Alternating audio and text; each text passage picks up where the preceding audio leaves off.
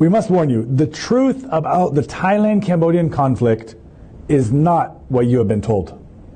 You know Thailand as the land of smiles, but we're here tonight to ask you to look past that facade, because the smile hides a brutal, aggressive military regime that has declared war on the very concept of peace. I want to clarify that we're not here to hate the Thai people or any other nationality, as I'm sure there are many people that would love to just mind their own business, not get involved in politics. But there is an aggressive and brutal military regime that does not care about the concept of peace. So we ask you to join us in holding Thailand accountable for a systematic, violent campaign of political betrayal and criminal inhumanity that threatens to consume our very region here. There was a peace agreement. There was a peace agreement between Cambodia and Thailand. Some people have even gone as far to say as the peace agreement is dead, and the evidence of the murder of this peace agreement is the blood spilled on Cambodia's border and the sheer brutality inflicted upon Cambodia's most vulnerable. Let's see. Days ago, Thai forces launched an unprovoked attack on Cambodian civilians in Prey-Chan village, Bantimanjay province, right there on the Cambodia-Thai border. They fired live ammunition into a civilian community. The unprovoked attack. Many of the victims are here in Phnom Penh as we speak at Kalamet Hospital, at the government hospital. Also resulted in one innocent Cambodian civilian being murdered, 3 others seriously wounded.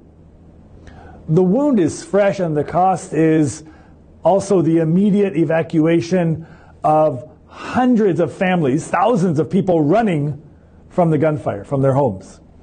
Their village is somewhat of a ghost town now, with people not daring to live there because the neighboring country's military have been firing indiscriminately on civilians. And what parent, what mother, what father would want to raise their children in such a situation? Join us in calling for accountability.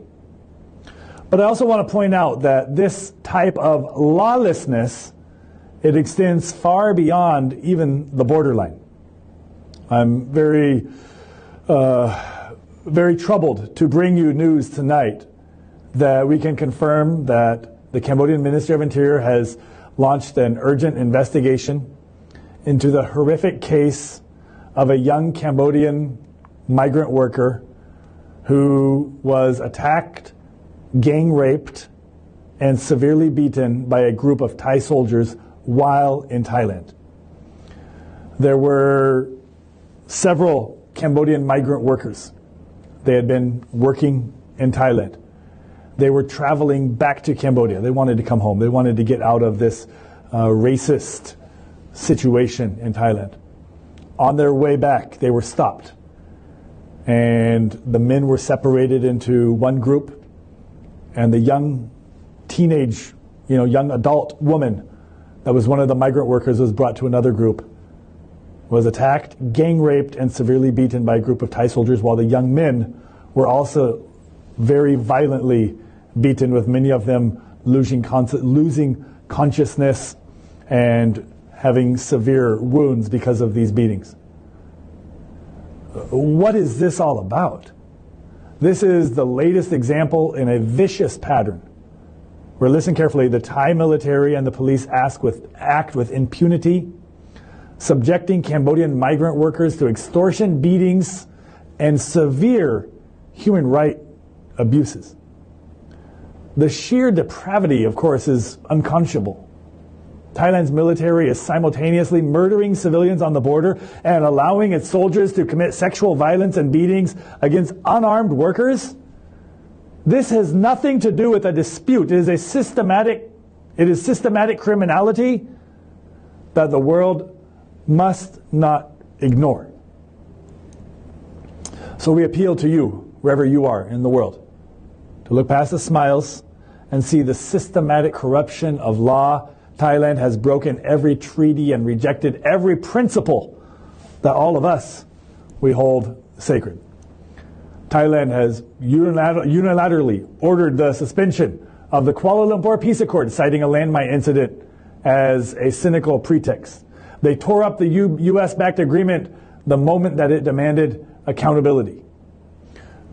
The betrayal immediately halted the release of our 18 captured soldiers.